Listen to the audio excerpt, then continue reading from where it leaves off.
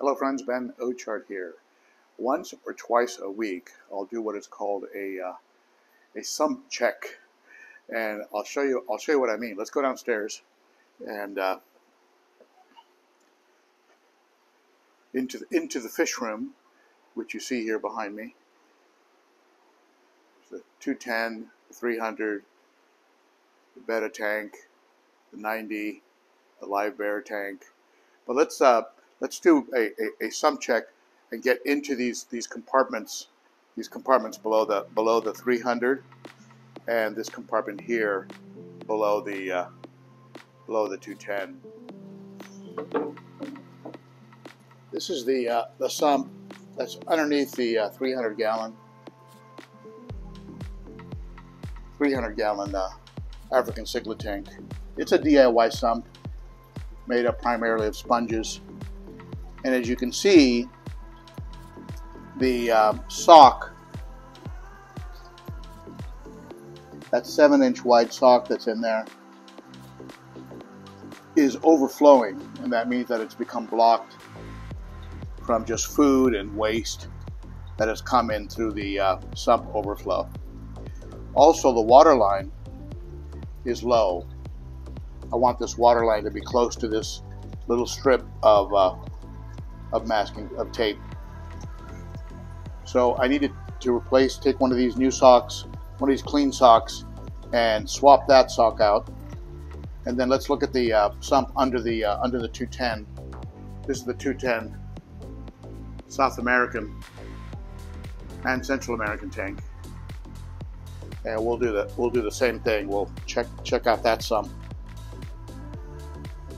Each one has a sump and a canister filter. And in this case, the socks are good, and you can see the socks are not. They're not overflowing. So I can leave those socks alone.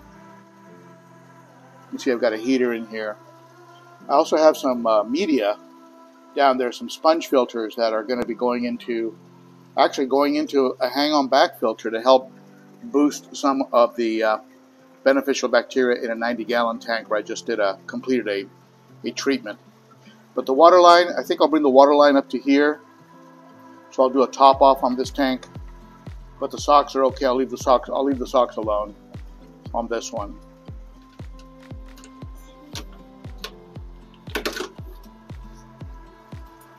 It's a bit of a task, and I could run these sumps without socks, but I'll tell you, there isn't a better pre-filter than these socks.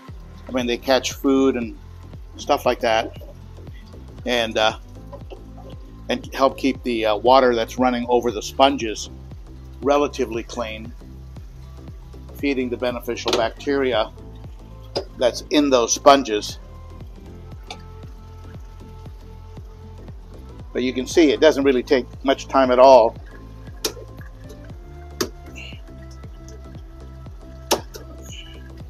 That's it. That task is done. I'll do the same thing on the sump under the 210 when it needs it. Now I just need to fill up, do a top off. And I'll just top off directly into the sump, and even do a little water conditioning right into the sump, so I don't even have to touch the tank really.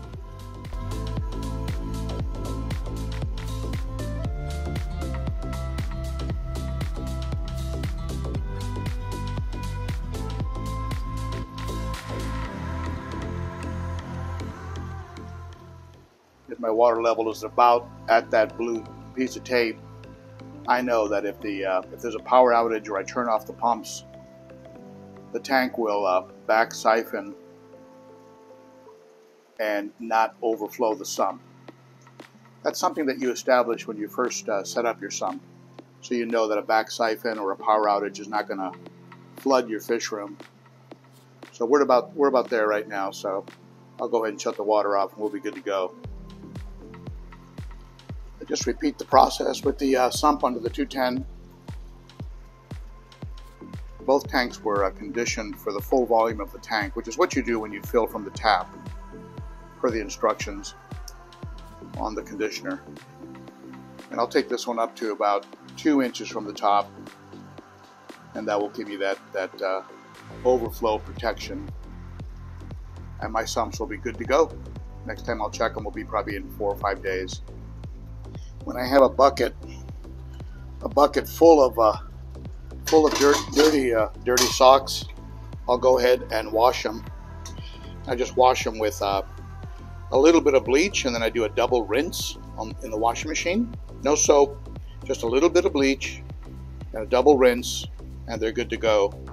No problems using bleach whatsoever. That completes my my sump check, my sump inspection. The water that I add to the sumps is temperature matched. That ensures that there's very little risk of shocking the fish with a sudden temperature shift. But that's what I do a couple times a week. A couple times a year I might service the sumps, and by that what I mean is simply rinse out the sponges and put them back in. Very, very simple, and really truly the king of filtration when you consider the fact that it adds water volume, which of course, right, dilution is the solution to pollution. So it dilutes the tank with extra water volume and produces a tremendous amount of turnover with pumps that are averaging about 2,000 gallons per hour. So there you go. Any questions about sumps in general or anything like that, ask them below. I'll be happy to look and answer if I can. And otherwise, I'll see you on Saturday at the Cichlids and Coffee live stream. That's every Saturday at 11 a.m. Central Time. And if you'd like to support the channel, be sure to give the video a thumbs up, subscribe, hit that bell, and consider becoming a Garage Gang supporter, a Patreon supporter. Starts for as little as $3 a month, and details are under the video and also in a link that I'll share with you above the video. Okay, thank you, my friends. You're the best. I'll see you again soon. Bye-bye. If you'd like to know more about sumps and how to set them up in a worry-free manner, just click on that playlist on the upper right here. That'll give you a lot of information. Watch the more recent videos where I was a little smarter about sumps. Also, if you'd like to subscribe, hit my face, and you'll be subscribed. And also on the bottom right, there's a video that I picked just for you. Check that one out too. All right. Thanks for watching.